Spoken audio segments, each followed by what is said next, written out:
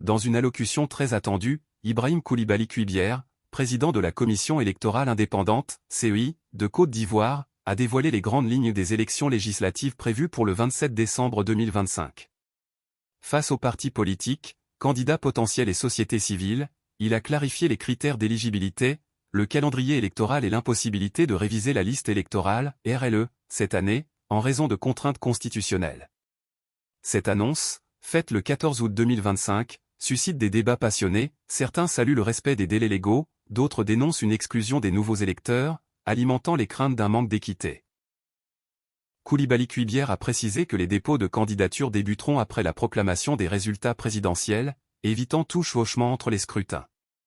Il a réaffirmé l'indépendance de la CEI et appelé les acteurs à respecter les règles électorales pour garantir un processus transparent.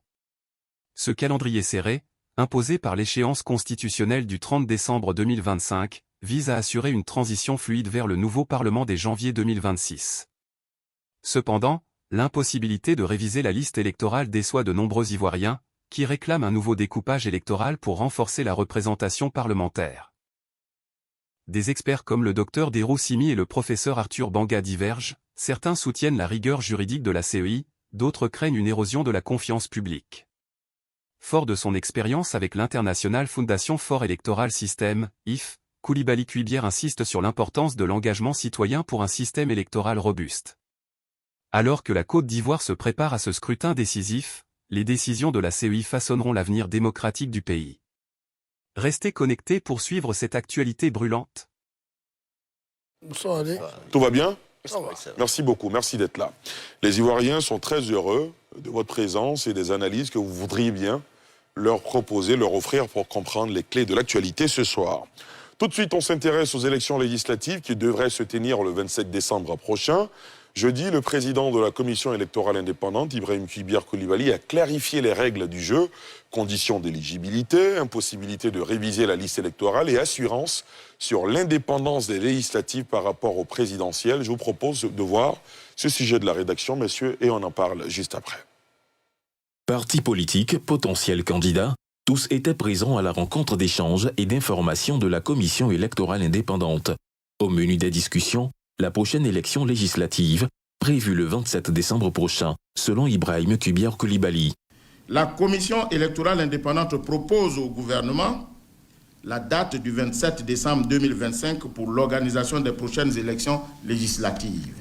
Tout a été planifié de façon à faire débuter le dépôt des dossiers de candidature après la proclamation solennelle des résultats provisoires. Ce faisant, la CEI pourra se consacrer ensuite entièrement à l'organisation des élections législatives du 27 décembre 2025.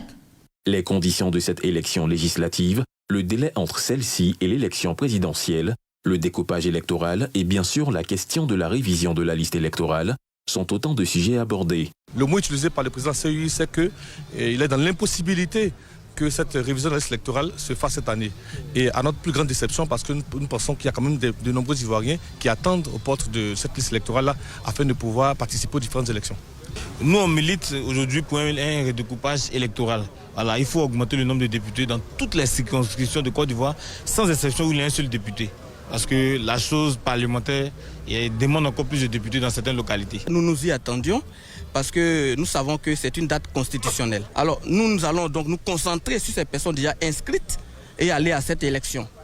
Sinon l'idéal aurait été véritablement la révision de la liste électorale avant les élections législatives. Pour nous, la RLE ne cause pas de problème, la date ne cause pas de problème, les élections ne causent pas de problème, sauf que nous demandons à l'administration, à l'exécutif, pour les élections à venir, de faire un effort pour pouvoir permettre un nouveau découpage administratif. Je pense qu'il pourra y avoir un chevauchement, parce que c'est juste au lendemain de la proclamation du futur président de la République que nous allons entamer les législatives. Ibrahim Cuibière Coulibaly a annoncé que les dépôts de candidatures pour ces élections législatives débuteront juste après la proclamation solennelle des élections présidentielles. Il invite par ailleurs les partis politiques et candidats désireux à cet effet de se conformer aux différentes conditions disponibles à la Commission électorale indépendante. Merci d'être toujours aussi nombreux à nous suivre en direct sur NCI, sur nos pages, sur nos canaux, sur les réseaux sociaux.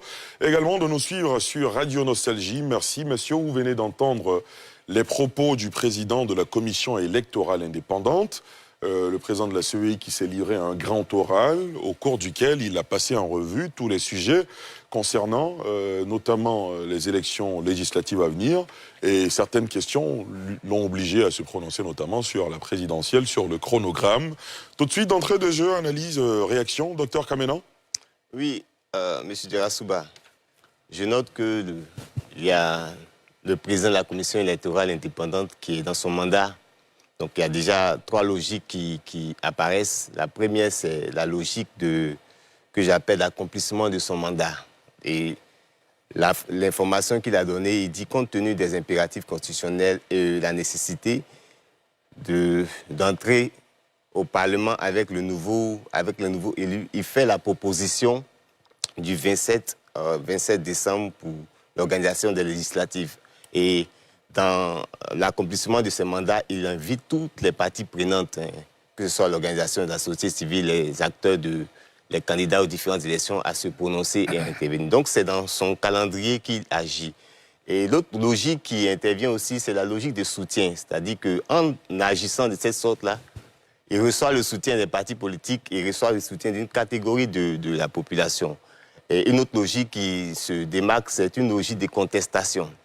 Voilà, puisque dans le champ politique, exister socialement, c'est non seulement exister en face de soi, mais aussi c'est exister contre soi. Donc, dans cette dynamique-là, il y a des logiques de contestation qui se positionnent. Donc, nous, ce qui apparaît d'entrée de jeu, c'est que le processus électoral, dans sa forme, non seulement suscite des tensions, mais en même temps, on observe que le discours du président de la CEI sur la révision électorale a évolué. Dans le premier temps, lorsqu'il y avait des contestations, il soulignait qu'il y avait cette possibilité-là de faire la révision avant la liste, avant la fin de l'année. Mais aujourd'hui, il propose que il affirme que c'est impossible même de le faire. Donc, entre le discours qui alimentait l'espérance et entre la possibilité de ne plus faire, je note que ça pourrait susciter des tensions et fragiliser le processus même de la présidentielle, qui est une élection qui, à notre sens, est la mère de toutes les élections. Donc, on pourra revenir sur certains points. Bien sûr, bien sûr. Guillaume Bateau. Oui, je crois que moi, j'étais à cette rencontre. Faut-il rappeler le contexte de cette rencontre? La commission électorale indépendante a invité à convier tous les partis politiques ou personnalités désireuses de se porter candidates, s'il vous plaît, aux élections législatives, de venir à cette rencontre d'information. Guillaume Bateau y était. Donc, en quelle qualité? Voilà. En qualité de potentiel candidat. Ah d'accord, très bien. Dites-nous tout. Parce que, comme vous l'avez dit, M. Djerasouba, ces échanges étaient ouverts aux partis politiques, à la société civile, et également aux médias, mais également aux potentiels candidats, pour s'informer sur le processus.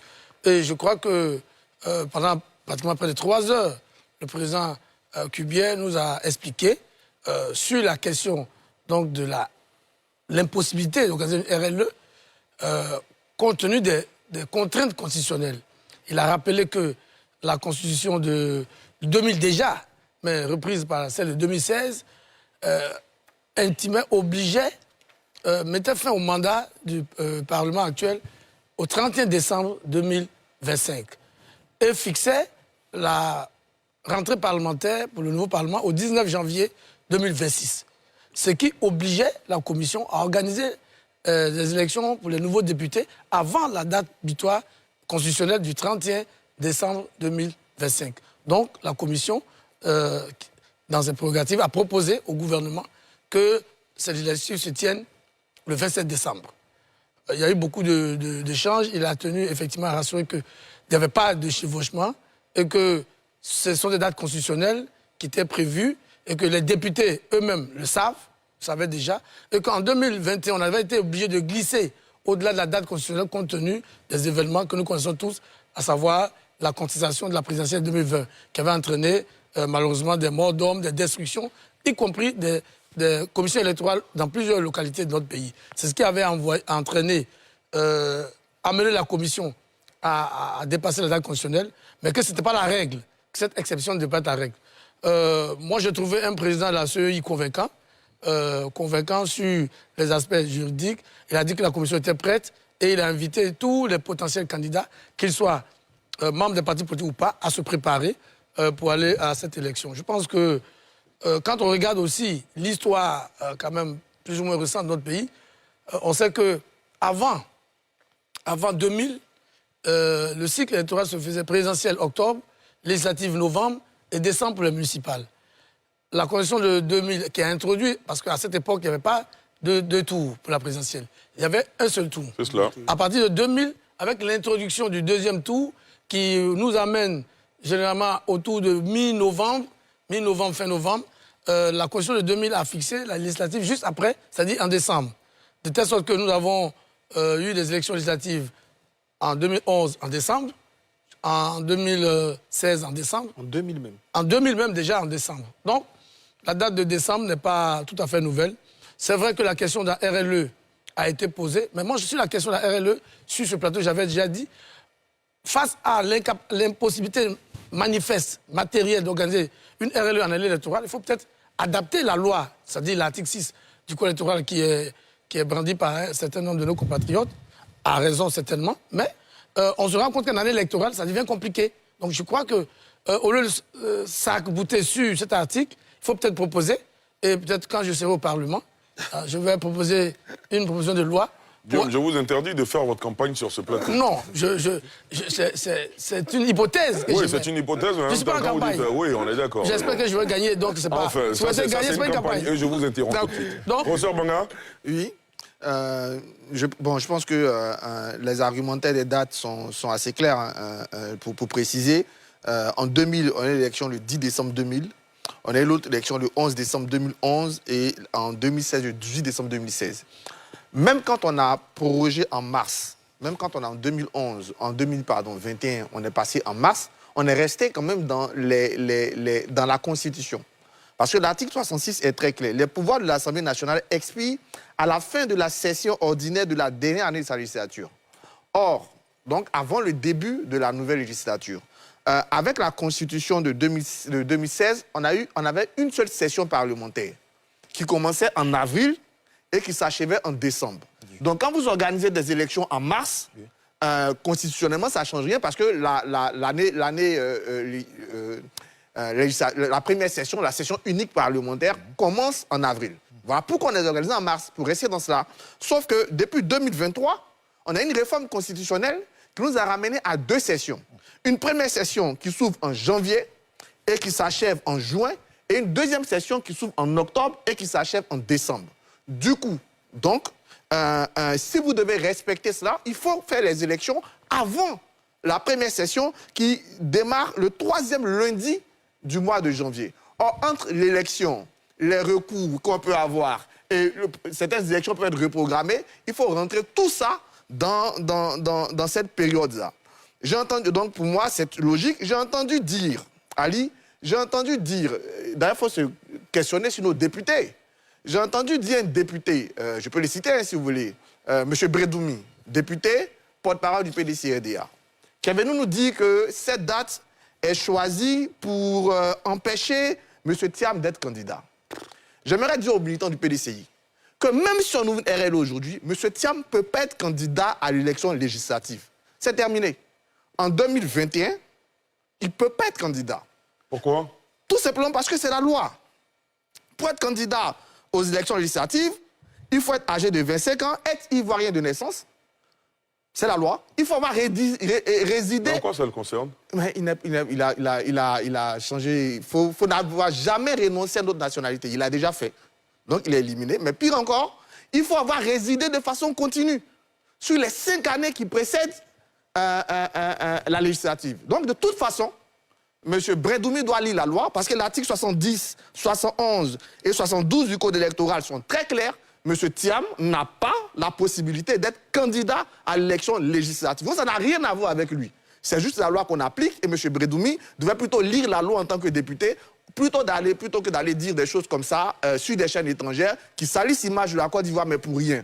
Donc quand on applique la loi, Ça n'a rien à voir avec M. Thiam parce que de toute façon, il a déjà renoncé à sa nationalité. Il n'était pas en Côte d'Ivoire durant les 5 dernières années. Donc M. Thiam ne peut pas être candidat aux prochaines élections législatives.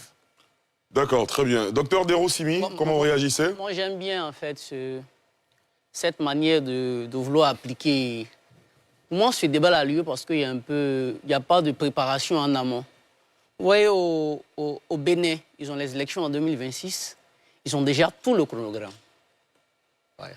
Chez nous, on dit, la Constitution dit, c'est bien beau, mais on a l'impression que c'est une application de la loi à géométrie variable.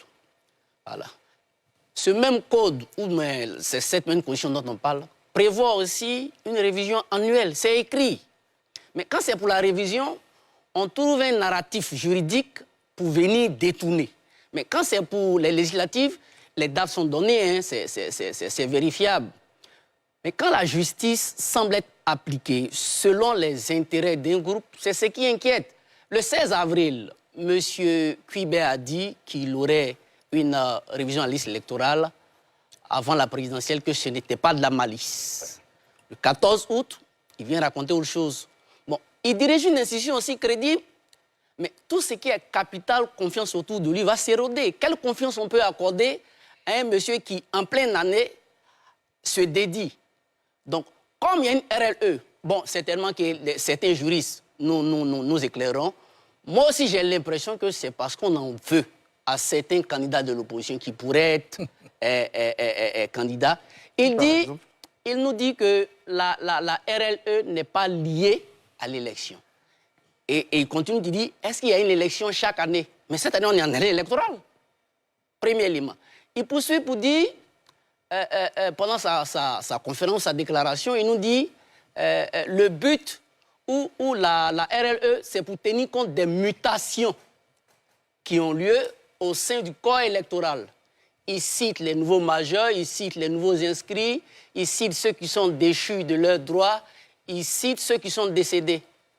Mais l'article qu'il cite, je pense que c'est l'article 6, plus haut, l'article 6 dit, comment vous appelez ça? La liste électorale est un document administratif sur lequel sont inscrits tous les électeurs. Voilà. Et l'article 5 dit, on est électeur et la qualité d'électeur est constatée quand on est inscrit sur la liste électorale. Quand on est sur la liste électorale, c'est pour aller voter, c'est pas pour aller regarder un match de football. Donc, vouloir dissocier à tout prix, ça remet en cause sa crédibilité, ça remet en cause l'institution qui dirige. Et nous sommes en année électorale. Les années électorales, généralement, sont des années qui sont des vecteurs d'incertitude et de chaos. Ce n'est pas exagéré de le dire. Ce genre de comportement-là n'est pas fait pour rassurer les acteurs politiques, ce n'est pas fait pour conforter le crédit de l'institution qu'ils dirigent. C'est ce que je peux dire pour le moment. Très bien, merci beaucoup. Landry Couillon. Merci bien, Ali. Alors, je vais faire l'économie du calendrier constitutionnel afférent à l'organisation du travail parlementaire, notamment l'article 94, si brillamment cité par M. Banga, professeur Banga. Aujourd'hui, vous voyez, il y a deux écoles, deux positions. Il y a ceux qui évoquent la nécessité de l'observance du calendrier constitutionnel, parce que c'est la Constitution, et il y a d'autres qui se prévalent du code électoral, loi organique, qui donne la possibilité d'organiser la révision de la liste électorale annuellement. Le président de la CEI dit qu'il propose. La démarche, elle est inscrite dans la loi ivoirienne parce que ce n'est pas lui qui fixe. Il propose au gouvernement ivoirien, lequel décide de l'opportunité d'aller dans son sens ou pas. Donc c'est une proposition, on ne peut donc pas, à date, l'accuser de quoi que ce soit. On ne peut pas. C'est une proposition et elle peut emporter l'avis favorable ou non favorable du gouvernement ivoirien.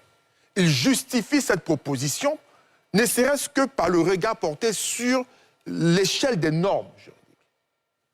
Entre la nécessité d'obéir à la Constitution, que nous chérissons tant et dont nous voulons tant l'application, parce que la loi suprême est de pouvoir appliquer une loi qui lui est inférieure, qu'est-ce que l'on fait? En droit, il y a un adage qui dit « la nécessité fait droit » ou « nécessité fait droit ». Si donc, par rapport au contexte actuel, notamment l'application des dispositions constitutionnelles supérieures à celles de la loi du code électoral, l'on ne peut pas organiser la révision de la liste électorale, il s'entend qu'en plus de la nécessité, il y a un ordre juridique qui permet au président de la CEI de formuler cette proposition. Mais à charge pour le gouvernement d'apprécier si cette proposition-là est pertinente ou pas. Donc pour l'heure, il nous faut tout simplement regarder les choses telles qu'elles se présentent à nous et puis attendre la réponse du gouvernement avant de pouvoir trancher ou qualifier les actes des uns et des autres comme étant de bonne ou de mauvaise foi. Ce qui importe aujourd'hui, c'est de pouvoir se dire qu'enfin, dans ce pays, l'on est beaucoup plus regardant sur l'application des lois. J'espère que ce n'est pas que lié à l'élection ou à la possibilité pour quelqu'un d'aller et de devenir président de la République. J'espère qu'au-delà de la question électorale, on soit beaucoup plus regardant sur l'application de la loi dans son entièreté. Parce qu'il n'y a pas que ça, et il est heureux que nous puissions donc ensemble observer ce qui va pouvoir être décidé par le gouvernement ivoirien. Mais pour l'heure, en plus de la nécessité, il y a un ordre juridique qui permet au président de la CEI d'agir dans ce sens-là. Très bien. Professeur Nobou? Je voudrais d'abord observer, pas sur le principe de ce que ces élections aient lieu, qu'il y ait les législatives maintenant ou pas. Je retiens seulement que les dernières élections législatives ont eu lieu en 2021. Et dans les principes respectant la norme du quinquennat, on devrait être en mars 2026. Sauf que certainement la Côte d'Ivoire, j'allais dire politique et démocratique, a envie de redescendre sur ses pieds et puis de fixer les choses. Mais quand cela est ainsi, dès l'amorce, au départ, on l'annonce pour que tout le monde soit apprêté.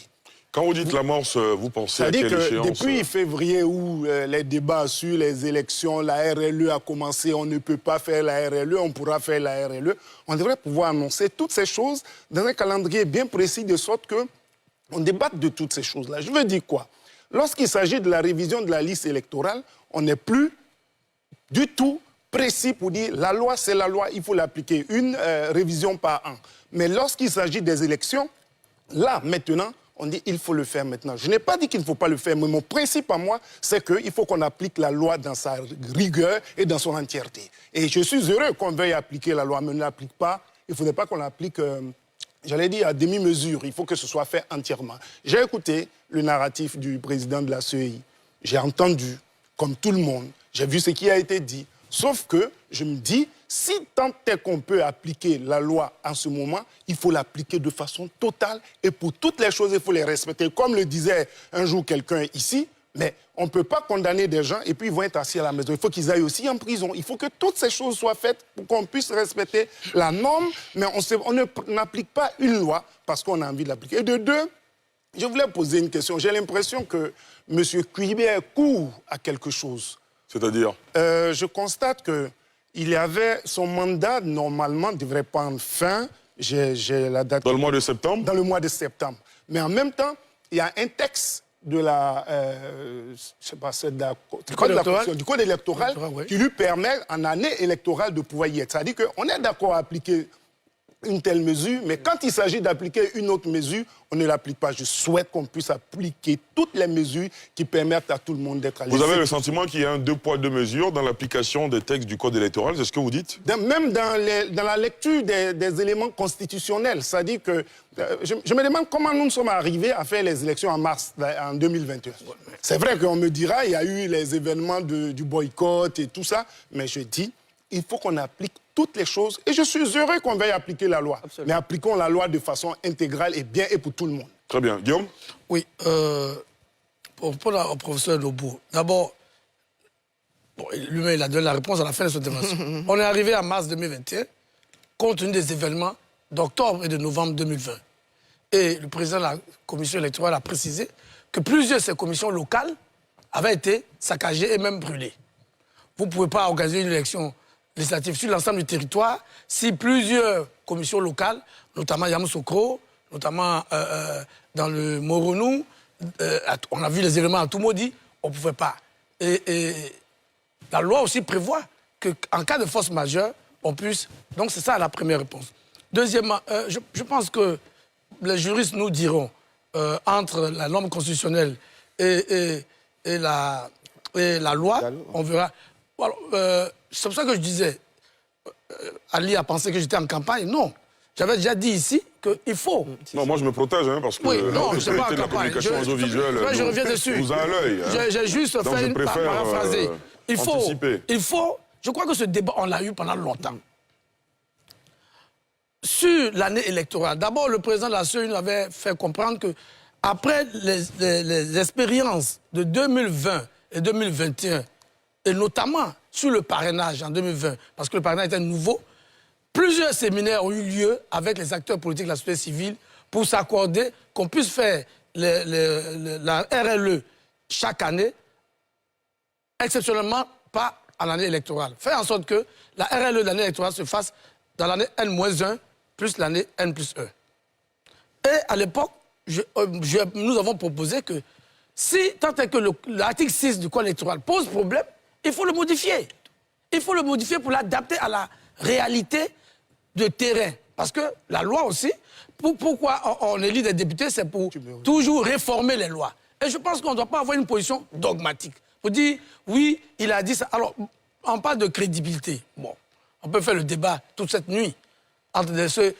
Si on dit des choses aujourd'hui, on peut honnêtement, de bonne foi, dire le contraire demain.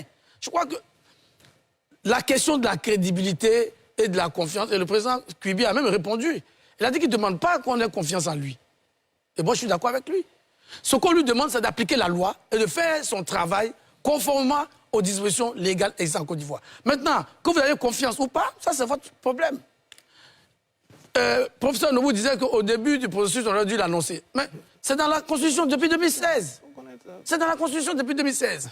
Et les députés qui ont été élus en 2021, ils savaient qu'ils avaient perdu 2 mois ou 1 mois et demi, faute à cause des événements d'octobre-novembre 2020. Et ils savaient, puisque la Constitution de 2016 et la réforme intervenue en 2023 nous ramenaient dans les dispositions constitutionnelles. Donc, c'était connu. C'est vrai que... donc, on peut vous dire que nul n'est censé ignorer la loi.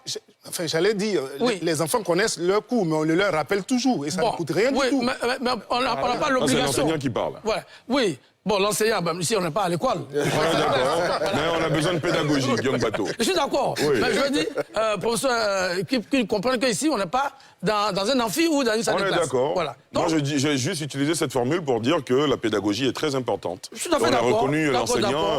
Voilà, on reconnaît aux enseignants leur expertise. Mais je veux dire qu'il faut que souvent les enseignants se disent qu'entre les amphis et la réalité de la vie... Mais Bateau, là n'est pas le débat. Non, je sais. Mais voilà, Young Bateau, il faut aller plus loin. Non, là n'est pas le débat du tout. Exactement. Alors, je termine. On va pas faire une fixation sur les enseignants, de grâce. Ils sont nombreux à Mon père était enseignant, je n'ai rien contre les enseignants. En plus, ils sont nombreux sur le plateau. Je n'ai rien contre les enseignants. Le mien aussi. Voilà. Donc, je n'ai vraiment rien contre les enseignants. Très bien. Je les aime beaucoup. Pour terminer, je voudrais qu'on arrête de se focaliser sur les individus, les institutions. Je pense qu'il y a un défaut en Côte d'Ivoire de chercher à toujours décrédibiliser nos institutions. Et ça, c'est regrettable. C'est regrettable. Il y a une situation, à la commission électorale indépendante, M. Kuibi n'est pas seul. Ça aussi, on fait souvent de l'oublier. M. Kuibi dirige une commission où sont représentés les partis politiques, qu'ils soient de l'opposition ou de la mouvance présidentielle. La société civile est fortement représentée. M. Kuibi ne dit pas seul. Et chaque fois qu'il dit, il associe l'ensemble des parties prenantes qui discutent. Il faut faire confiance à ces cadres qui sont dans cette commission. Eux, les vidéos disent qu'ils ne sont pas crédibles, parce que ce n'est pas sûr que si nous-mêmes on les remplace, on ne soit plus à même de faire mieux qu'eux. Très bien. Professeur Banga? Moi, déjà, je suis d'accord avec Guillaume. Il n'y a pas un calendrier qui est plus connu que le calendrier électoral ivoirien. Hein. Il faut lire la Constitution, il faut lire les lois. Bon, par exemple, l'élection, c'est le 25 octobre. on sait que la Cour constitutionnelle a l'obligation de donner la liste des candidats 45 jours avant. Donc tout le monde sait que le 10 septembre, au plus tard, on va savoir qui est candidat et qui ne l'est pas. Donc tu n'as même pas besoin d'attendre le 10 septembre. Il faut juste connaître les lois de ton pays. Le calendrier électoral ivoirien, il se trouve dans la Constitution et dans le code électoral. C'est là qu'on trouve le calendrier électoral. Et j'ai même expliqué la question de 2021. J'ai dit, vous savez, le président de la nation, il a dit plusieurs fois, on est guidé par la loi, mais par vos arrangements politiques. C'est-à-dire, si les politiques décident quelque chose, trouvent un accord, on regarde, est-ce qu'on a besoin de modifier la loi ou pas pour l'appliquer? Si on a besoin de modifier la loi pour l'appliquer, on la modifie. Pour que cet accord-là rentre dans la loi. En 2021, j'ai bien expliqué, la session parlementaire commençait en avril. Donc, on pouvait trouver un arrangement politique qui allait s'inscrire dans la loi. Et donc, on a trouvé un arrangement politique qui a permis à la CEI, mais cet arrangement politique est même demandé par les partis de l'opposition le 11 novembre à la discussion au Golfe entre le président Rico Bédié et le président Alassane Ouattara. C'est là qu'on décide pour que les autres reviennent dans le jeu électoral d'avoir ça. C'est les accords politiques de l'époque. Donc on reste dans la loi qui dit qu'il faut commencer avant la nouvelle session qui débute en avril. Maintenant la session commence en janvier. Donc on ne peut pas organiser d'élections, on est obligé de rester dans cela. Je n'ai pas envie de vous couper, professeur, mais si vous parlez d'arrangement politique, ça veut dire que là aussi, on peut trouver un arrangement politique pour ne pas que les Ivoiriens aient des problèmes. Et c'est ce que nous nous évertuons à dire. Non, je viens. Ça veut dire quand là, je m'excuse, hein, vous avez trouvé un moment qu'il fallait des arrangements. Il y a eu des arrangements politiques, pas qu'il fallait, il y a eu des arrangements politiques, ce qui est juste. Et à un moment, on peut aussi trouver des arrangements politiques pour que tout soit parfait et qu'on ait... La perfection n'est pas de ce monde, professeur. Quand je dis parfait... Il n'y a pas de problème, c'est vous qui voulez en créer. Sinon, il n'y a pas de problème en 2021, il n'y a pas de casse, il n'y a pas de crise, il n'y a rien. Donc pourquoi vous voulez créer un problème? Il n'y a pas de problème. Donc il n'y a pas de problème, on se réfère à la loi. S'il y a un problème, comme partout, s'il y a un problème, on est quand même des hommes. On a la capacité d'apprécier la réalité du moment. Et en ce moment-là, on mobilise ce qui va nous permettre d'apprécier. Mais il n'y a pas de problème. Sauf des gens qui veulent en créer. Sinon, en décembre, le 27 décembre, voilà le problème d'organiser des élections le 27 décembre, il n'y en a aucun. Il n'y en a aucun. Maintenant, quand on parle de la RLE, on veut opposer la RLE, d'ailleurs, tout juriste sait, hein, la prééminence de la Constitution sur tous les autres. Mais ce n'est pas bien grave, on peut revenir à la réalité, c'est la réalité que je dis. La RLE, on en a parlé depuis 2024, depuis même juin ou juillet 2024, le président de la CEI a annoncé qu'il n'y aura pas de RLE en 2025. Et il a même dit pour ça, on va modifier, on va permettre aux mineurs qui seront majeurs en 2025 de s'inscrire. Les mêmes partis politiques qui aujourd'hui, on a encore la vidéo du président du PDCI par exemple, qui se réjouissait dans un centre d'avoir croisé une gamine de 17 ans. En ce moment, il était content, hein, parce que la gamine de 17 ans, normalement, ne doit pas s'inscrire, mais on a pris une mesure qui lui permet de s'inscrire pour qu'elle n'ait plus besoin de le refaire en 2018. Ils étaient tous contents. Mais aujourd'hui, il faut comme si ça n'a jamais existé. On a trouvé des mécanismes pour le faire. Et je vais terminer, on a appliqué la loi, il n'y a rien de personnel.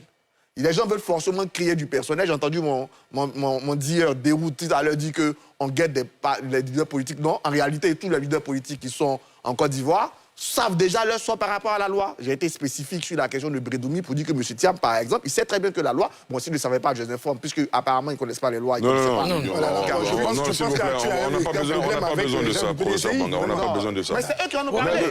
Non, s'il vous plaît, non, ça fait un moment que vous avez la parole. Je termine, il m'a interrompu. Je veux préciser qu'il n'y a pas de problème. S'il vous plaît, monsieur Guillaume, s'il vous plaît, on a bien commencé dans la discipline, on va poursuivre. On fait cette émission aussi pour permettre aux Ivoiriens de comprendre les choses qui leur remontent.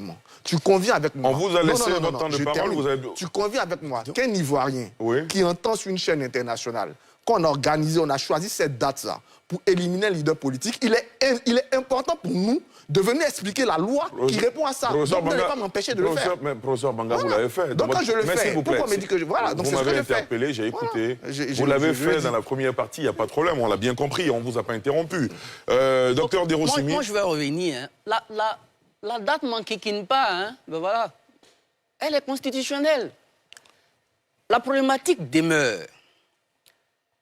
On dit les gens se sont entendus en 2024, mais dans le code électoral, ça y est, M. Guillaume Bateau le disait tout à l'heure, quand on doit changer, il faut adapter. Le sentiment d'injustice est à la base de tout ce qui contribue à éroder la cohésion sociale.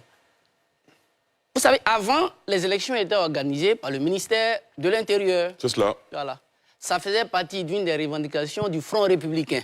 Front En républicain 1995. en 1995. Ça fait partie des raisons pour lesquelles ils ont boycotté les élections. Donc en 2000, c'est pour dire que les élections ont un rôle très déterminant. Donc quand la structure qui la dirige, bon, on n'a pas à lui faire confiance. Mais il nous doit des comptes. Il est payé avec notre argent, M. Guillaume Bateau. Il est payé avec notre argent. Et il n'est pas coupable, mais il est responsable. Même s'il est avec plusieurs partis politiques, la responsabilité, ce n'est pas la culpabilité. Hein. Responsable, je crois que ça vient du latin respondere, qui veut dire répondre d'exact. C'est M. Quibet qui répond d'exact. Mais quand quelqu'un qui doit répondre d'exact nous dit quelque chose en avril et vient dire le contraire, mais nous, on a l'impression, ce n'est pas une impression, dans les faits, il applique la loi selon ses intérêts. Le problème, ce n'est pas la date. Respecter la Constitution, je ne pense même pas que ça gêne certains Ivoiriens. D'ailleurs, c'est ce qui est normal. Mais quand on veut appliquer la loi, le professeur Noboul l'a dit tout à l'heure, moi j'allais en revenir. Monsieur Quibert, son mandat prend fin septembre. S'il vous plaît. Logiquement. Pardonnez? Non, continuez. Son mandat prend fin... 30 septembre. Le 30 septembre. Mais je pense qu'il y a une modification qui a eu en 2022, je crois bien, qui lui permet de continuer. Il a rappelé... En 2023. Voilà, mais il a rappelé... Mais c'est la loi, non? Professeur Banga, s'il vous plaît. Il a rappelé, et ça c'est bien beau, c'est la loi. Voilà. Qu'il rappelle aussi que la révision se fait annuellement, qu'il applique. Parce que quand on ne fait pas une révision, qu'est-ce qui a empêché de faire une révision cette année? Rien. Et quand vous êtes dans un processus, on nous dit les partis politiques, en 2024, on dit, mais ces mêmes partis politiques en 2025 disent de faire la loi. Si on veut avoir une élection sans bruit, mais qu'est-ce que ça nous coûte de prendre des mesures pour ne pas que demain? Parce que quand il y a un contentieux sur l'appareil qui est intéressant, il faut faire. La RLE a été souhaitée. Je pense que les partis politiques l'ont souhaité.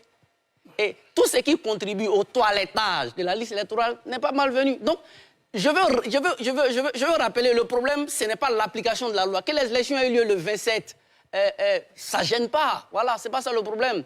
Mais il ne faudrait pas qu'on cherche à appliquer la loi quand ça nous arrange et vouloir trouver des artifices ou des narratifs juridiques.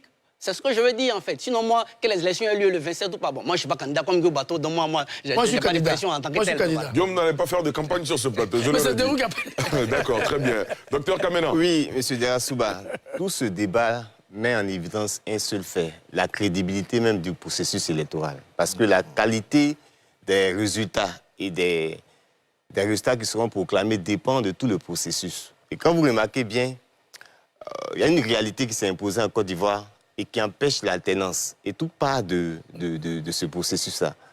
Il y a la loi qui est dite et il y a l'interprétation qu'on se fait de la loi en fonction de soit la position politique qu'on a ou bien des idéologies qu'on a. Ou des intérêts du moment. Des intérêts du moment. Des différentes logiques qui fragilisent le tissu social. Et c'est ce que nous questionnons. Regardez même la commission électorale. Elle est dit commission électorale indépendante. Mais dans cette commission-là se trouvent des partis politiques. Cela signifie quoi? Des partis politiques ne vont pas venir être indépendants de leur idéologie. Ils feront tout de sorte à ce que la position de leur candidat ou moins de leur idéologie soit validée. Et quand vous remarquez cela, qu'est-ce que ça crée au finish? Par rapport même à l'élection présidentielle. Ça empêche et ça crée des tensions. Ça empêche la succession d'un candidat à un autre dans les normes de la démocratie. Puisque le principe, c'est que quand il y a l'alternance, vous puissiez donner, vous puissiez participer, donner le flambeau à celui qui vient. Mais lorsque vous êtes à la commission électorale, je vais juste terminer avec une image très simple de 2010 qui me revient en esprit. 2010, on a la commission électorale qui avait, dans sa forme, était acquise à un parti politique et il y a le Conseil constitutionnel qui était dans sa forme aussi, qui était acquise aussi à un autre parti politique. Qu'est-ce qu'on a eu? On a eu une commission électorale qui a proclamé les résultats d'un camp et un autre Conseil constitutionnel qui a proclamé les résultats d'un camp. Qu'est-ce que ça a donné? Ça a donné deux candidats différents. Donc c'est à ça qu'on arrive quand le processus électoral n'est pas accepté, quand les éléments ne sont pas acceptés. Ça crée des tensions et quelqu'un le disait, l'élection devient une situation conflictuelle en Côte d'Ivoire. Landry? Ali, les mauvaises habitudes ont la peau dure. Nous sommes dans une situation où nous sommes en droit de nous inquiéter lorsqu'on met en concurrence des arrangements politique, guidé par des intérêts du moment, avec la loi qui est l'expression de la volonté du peuple. Des arrangements entre organisations privées, d'individus, qui doivent commander au destin d'un pays sous le prétexte qu'il faut que les Ivoiriens soient tranquilles, il ne leur arrive rien. Comme si le peuple de Côte d'Ivoire était pris en otage par des organisations privées. C'est grave. C'est grave. Et il faut sortir de là. Parce qu'on aurait l'impression d'être un État en perpétuelle crise, qui nécessiterait bien sûr, pour sa survie, que l'on écarte la loi et que l'on permette à des organisations privées. Non, il ne faut jamais oublier ça. Un parti politique n'est qu'une organisation privée, rien d'autre. Elle n'a pas plus de privilèges qu'une autre organisation. Où voulez-vous en venir, Landry? Mais je dis tout simplement que si on est dans ce débat, c'est parce qu'on a donné prééminence à ces organisations privées-là qui nous prennent en otage. Si vous faites le rapport entre leur nombre et le nombre de personnes qui constituent la population ivoirienne, ils ne font pas 1%. Comment est-on arrivé à une telle situation? Comment est-on arrivé à la situation où la République est subordonnée à des arrangements? Est-ce que vous entendez le terme arrangement? Ça veut dire qu'on met de côté la norme. On met de côté le plus souvent ce qui est évident. Non, ce que certains... Landry, je vais vous laisser poursuivre. Hein. Ce que certains disent, c'est que finalement, la norme, les arrangements sont devenus la norme par le passé. C'est pourquoi que je dis au final... Pour ce que vous dites, on doit sortir des arrangements pour suivre la loi. Les démocraties sur lesquelles nous inspirons, est-ce qu'à la tenue des élections, on s'est réunis, les partis pour pouvoir... Il faut discuter sur comment est-ce que ça doit se faire ou pas. Arrivé un moment, il faut un point de rupture. Et ce point de rupture, là, comme disait Guillaume Bateau, c'est de s'assurer d'avoir des lois qui sont concordantes à la réalité du terrain.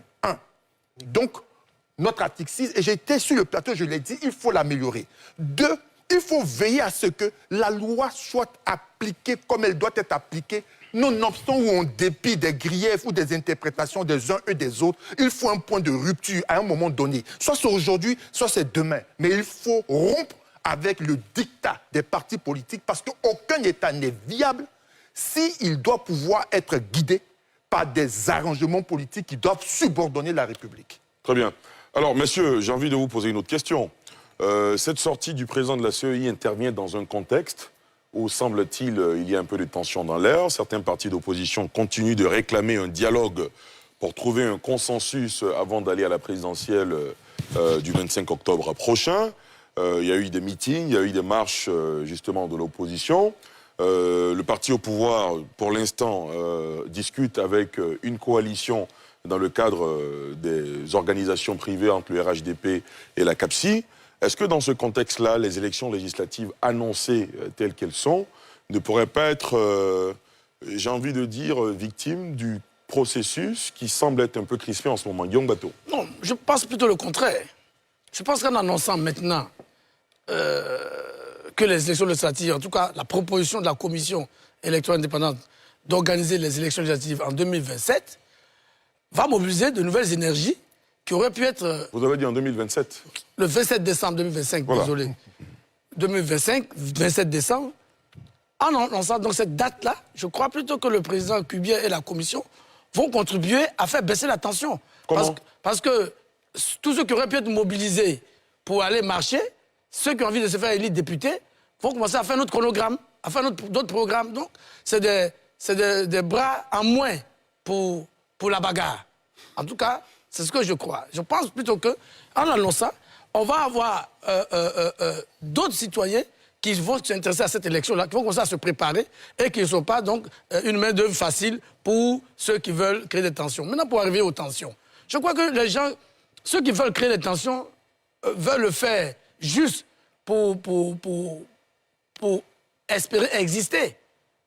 Et je veux faire donc remarquer à un docteur qui dit qu'il ne faut pas que les gens disent une chose aujourd'hui et une chose demain. Alors que lui-même reconnaît, et le président de la commission l'a dit, a montré les signatures des partis politiques, justement. Les mêmes partis politiques qui réclament aujourd'hui une RLE s'étaient engagés justement en 2023-2024 à accepter qu'il n'y a pas de RLE. Donc il faut aussi, si on reproche au président de la commission, à tort de mon point de vue, de changer d'avis, il faut aussi avoir le courage de reprocher à ces partis politiques-là qui prennent des engagements la nuit et qui le matin viennent dire autre chose.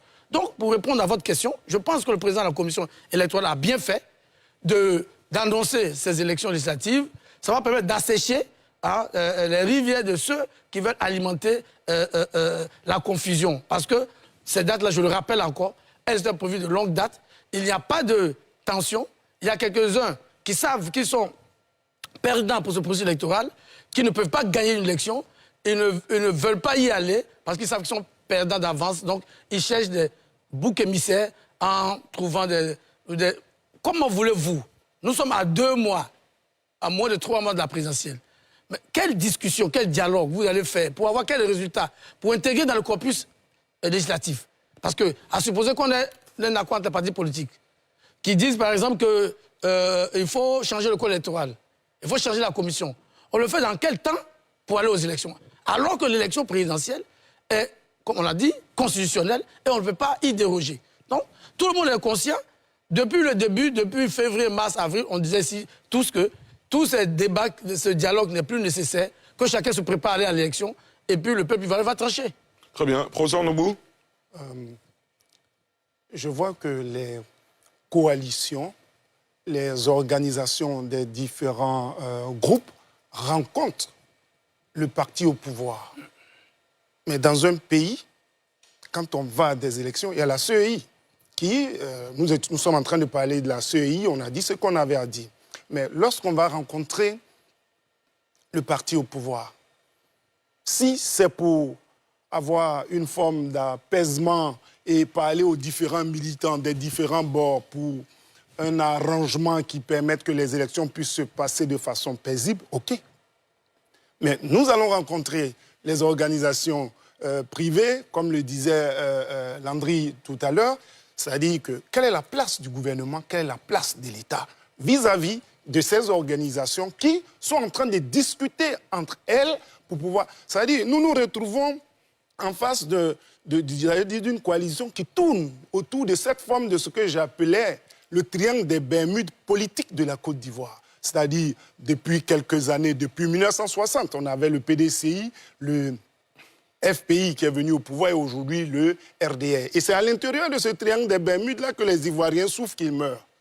Vous comprenez? Et on n'arrive jamais, comme dans le triangle des Bermudes dans l'océan, à dire pourquoi on a coupé la tête de telle personne, pourquoi on a fait ceci. Et c'est les mêmes structures qui sont encore en discussion pendant qu'on a un État, pendant qu'on a un gouvernement, pendant qu'on a des institutions, mais ces institutions ne jouent pas leur rôle et lèguent leur rôle à ces partis, à ces organisations pour discuter. Mais pourquoi?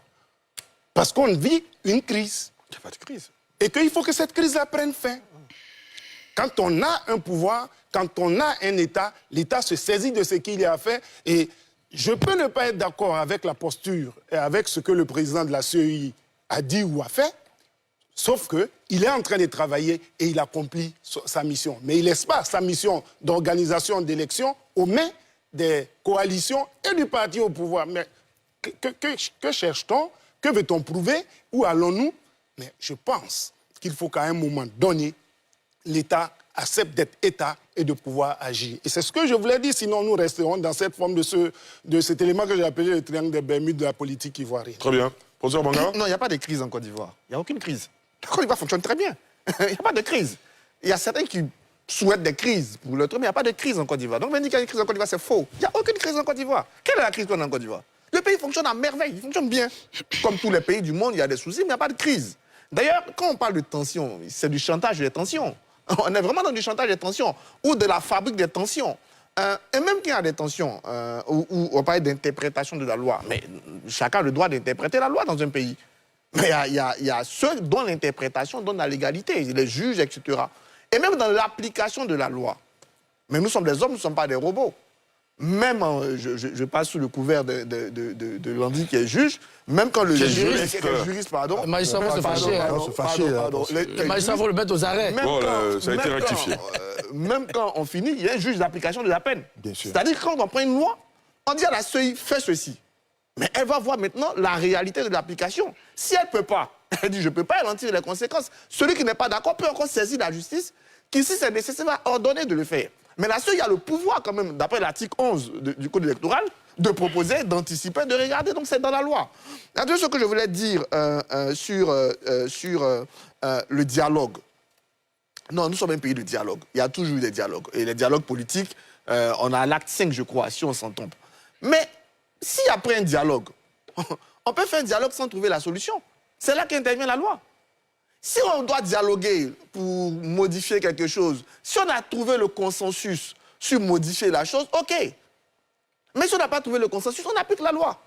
Et c'est elle seule, comme l'a dit Landry, qui est l'émanation du peuple. Donc on ne peut pas avoir de problème avec l'application de la loi. Dire qu'on applique la loi, on veut éviter des choses. Non. La loi, on l'applique. Si on a trouvé d'autres façons, d'autres mécanismes, et d'ailleurs ces mécanismes-là, qu'on les trouve, il faut les rendre légaux, c'est ça. Donc il faut encore aller vers la loi pour qu'on puisse la modifier. C'est pour ça que la loi, justement, n'est pas immuable. Parce qu'elle est modifiable en fonction de la réalité, de la vérité du moment. Je vais terminer pour dire, on n'est pas obligé d'être d'accord en démocratie. La démocratie, ce n'est pas l'unanimité. La démocratie, elle a le malheur d'être la majorité. Même quand cette majorité n'a pas raison. C'est ce malheur-là. Donc, si on a fini de discuter, qu'on a tranché, que la majorité a tranché, la minorité doit accepter la démocratie. Et accepter la démocratie, c'est accepter ce qui est fait. Venez nous dire qu'on doit reporter patient à la détention. Non, il faut arrêter le chantage et l'otage des tensions. Merci. Très bien, docteur Je voulais juste réagir sur la question de la crise. Vous savez ce que c'est que la paix sociale? Quand on parle de paix, cela ne veut pas dire qu'il n'y a pas de tension, mais c'est un système de relations. D'abord, c'est un produit social, mais c'est un système de relations marqué par la prééminence des consensus, de la collaboration, de la reconnaissance des droits et des habilitations de chaque citoyen. Et quand ce système-là il est activé, ça produit ce qu'on appelle paix. Mais quand ce n'est pas activé, où il y a les droits qui sont bafoués, où il y a les opinions qui sont écartées, ça produit ce qu'on appelle crise. Ça produit ce qu'on appelle tension. Quand on parle de la tension, s'il vous plaît. Quand on parle de la tension, il y a la forme latente et puis il y a la forme manifeste. Il y a la forme latente et puis il y a la forme manifeste. Oui. Quand on parle de la crise, quand elle est manifestée, c'est là que vous voyez les gens sortir, faire tout. Mais quand elle est latente, il y a des éléments. Il y a des éléments. Donc, on ne va pas faire un truc. Mais laissez-le finir. Voilà, on ne va pas faire un coup dessus. Mais je voulais juste souligner que vous avez parlé du fait que les lois sont l'émanation du peuple. Mais qui nous avons mandaté pour élire les lois? Ce sont nos partis politiques en griffe, en Côte d'Ivoire. À travers les députés, vous voulez dire? Non, mais tous les députés ne sont pas oui, tous les députés sont là. S'il vous plaît, monsieur, s'il vous plaît. Je prends la forme actuelle, la configuration. Lorsqu'on prend la configuration actuelle de la Côte d'Ivoire, on remarque que la majeure partie sont rattachés à des partis politiques. Donc, ce sont eux que nous avons mandatés pour parler en notre nom. Ceux-là ont des orientations politiques, ils ont des orientations idéologiques, et c'est ce qu'ils donnent par rapport à leur position, qu'ils orientent la politique ivoirienne. Donc si nous nous trouvons dans une situation de domination où vous éjectez vos conceptions, vous élaborez vos normes, ceux qui se sentent en deçà, moi, ce que j'appelle crise, c'est la remise en cause chaque fois de ce processus que nous avons participé à mettre en évidence. Je donne un exemple. Allez-y. Je donne un exemple pour terminer. Sur ce plateau, j'ai entendu dire que dans la question de Paul Yaoundé, voilà, en 2010, qu'après avoir fait élire, après avoir annoncé le résultat comme en faisant du président Laurent Gbagbo le président, il disait qu'il avait été possédé. Et puis après, ils l'ont délivré. Si ma mémoire est bonne. C'est moi qui l'ai dit. Comment? C'est moi qui l'ai dit. Heureusement qu'il l'a délivré. Voilà, il avait été délivré. Mais je vous dis que, partons du principe que tout discours est d'abord socialement construit par rapport aux enjeux, est historiquement situé, politiquement marqué. Si demain, il y a un autre régime qui arrive et qui remet en cause les décisions du Conseil constitutionnel, dans quel état la Côte d'Ivoire sera? Mais laissez-le finir son développement, s'il vous plaît. Parce que nous allons aller de crise en crise parce que... Non, mais puisque ce sont les hommes qui font la loi, ce sont les hommes qui modifient par rapport aux intérêts du jeu. C'est pourquoi nous disons que quand la configuration est là, il faut travailler de sorte à ce que ce qui fait que le processus est légitime. Il faut prendre en compte cela dans le cadre de l'élection de nos différents mandats. D'accord, s'il vous plaît, messieurs. De Guillaume Bateau. Oui, bon, docteur Kabila, j'ai eu un peu de mal à le suivre. Je crois que le débat démocratique et dans le système démocratique que nous avons choisi, nous discutons et nous transmettons nos discussions à nos institutions. Donc, mais il est clair que le jeu électoral permet donc de dégager la majorité qui gouverne sur un temps. En Côte d'Ivoire, c'est 5 ans pour le président de la République. C'est aussi 5 ans pour les députés, c'est 5 ans pour les conseils municipaux et régionaux. Donc que ce soit au niveau local ou au niveau national, quand nous allons à des élections et qu'une majorité se dégage, c'est cette majorité qui applique sa politique jusqu'à ce qu'il y ait une nouvelle majorité. Mais on ne va pas dire, parce qu'il y a une minorité, donc une opposition, ce sont ces désidérata qui doivent s'imposer à la majorité. À partir de ce moment, on n'est plus dans le système démocratique. Il faut que nos opposants, qui par ailleurs, eux tous ont été au pouvoir à un moment, et dont on a vu la pratique du pouvoir, parce que aussi moi, je suis, parfois, je ris quand j'écoute le PDCI, quand j'écoute le président Gbagbo, dire ce nombre de choses. Bon, heureusement, aujourd'hui, beaucoup de jeunes s'amusent à rappeler, faire revenir des vidéos d'un certain nombre de positions. Il ne faut pas qu'on soit catégorique. Qu'on fasse croire qu'aujourd'hui, ce qui se fait est sorti de masse et que c'est totalement à l'opposé de ce qui s'est fait ici jusqu'à présent. On peut avoir des désaccords. Mais quand on a des désaccords, c'est pour ça qu'il y a une élection. Pour que chacun aille porter ses idées devant le peuple et que le peuple choisisse. Or, malheureusement, en Côte d'Ivoire, au moment où on doit avoir des débats d'idées, les gens nous amènent dans les débats de personnes. C'est ça qui est le problème. La loi dit que si vous avez été condamné, vous n'êtes pas éligible. Certains savent qu'ils ne sont pas éligibles depuis 2020. Ils veulent forcer le verrou de la loi. La loi dit qu'il ne faut pas avoir une autre nationalité. Vous ne recevez pas la vôtre et vous voulez forcer le verrou de la loi. C'est vous qui créez les tensions. Donc oui, même si vous estimez qu'il y a des tensions latentes, il y a une crise latente, mais il faut que chacun d'entre nous s'engage à respecter les règles de la démocratie pour éviter les crises. Parce que si le désirata de la minorité qui doit s'imposer à la majorité, on n'est plus en démocratie. Allons aux élections, allons à l'élection présidentielle, allons à l'élection législative, choisissons nos élus, nos institutions qui vont traduire, en tout cas pour la période où elles sont là, où ils sont là, leur projet politique en loi et on va les appliquer. Mais on ne peut pas être dans l'opposition et vouloir appliquer ses propres états, les transformer en loi. Là, on est maintenant dans la jungle.